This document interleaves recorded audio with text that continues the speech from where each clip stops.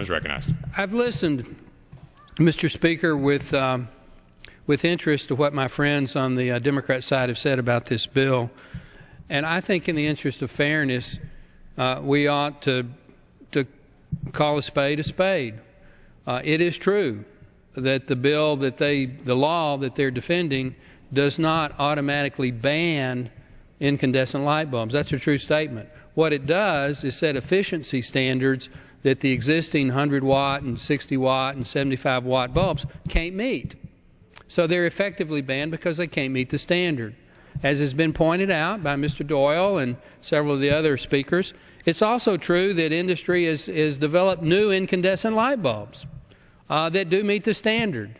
What they haven't done is developed a new incandescent light bulb that meets the standard at existing cost.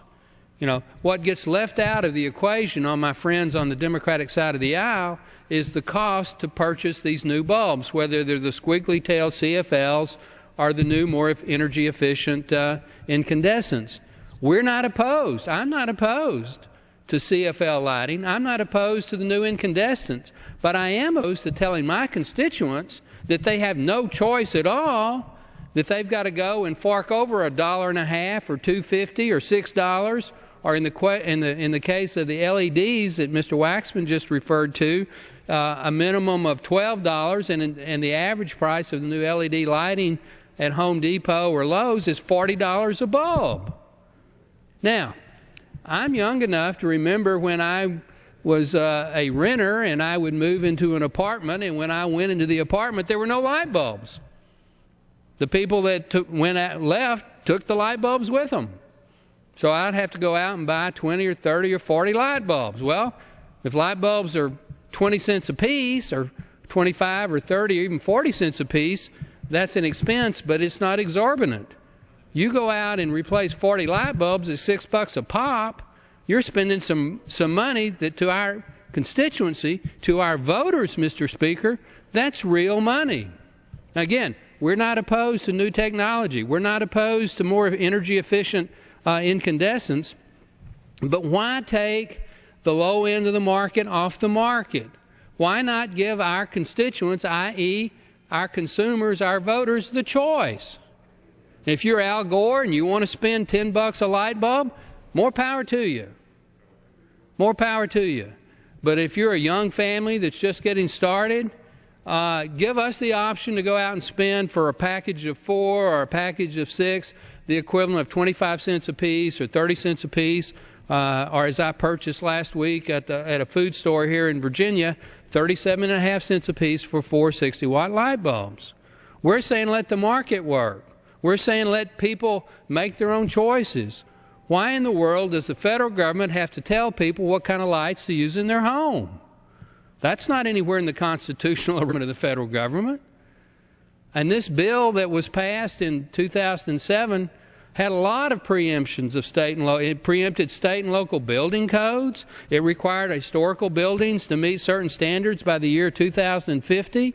It had so many bad things in it that this one, while offensive, was kind of the least of the evils. But it's also, Mr. Speaker, what the average voter, the average consumer understands.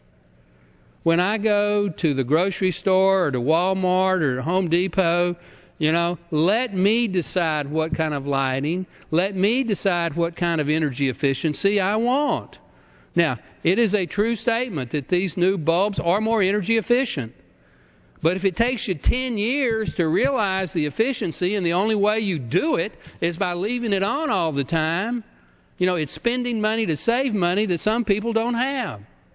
Again, purchase a classic 100-watt or 60-watt incandescent light bulb for less than 50 cents. You might use it, you might not, but if you use it all week, it's going to cost you less than a nickel. And if you use it like the average consumer, it's going to cost you a penny to 2 cents a week to use. So, do you save money? The CFL that I bought last week for $6 or $5.99 is guaranteed for 10,000 years and says it'll save over $40. But you got to use it for 10 years.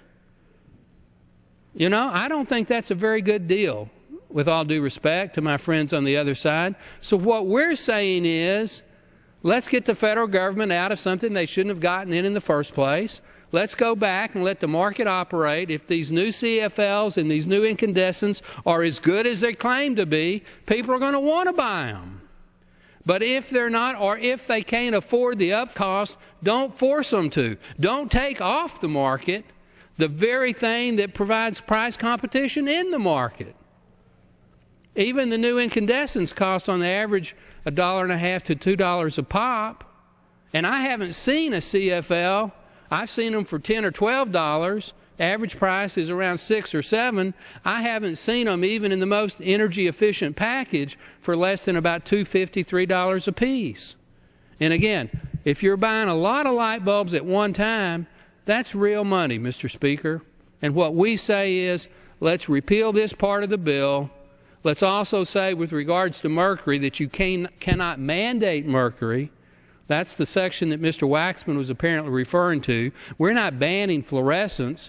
We're simply saying you cannot require mercury to be used in the CFLs. So I would urge an aye vote on the pending legislation, Mr. Speaker. The gentleman's time is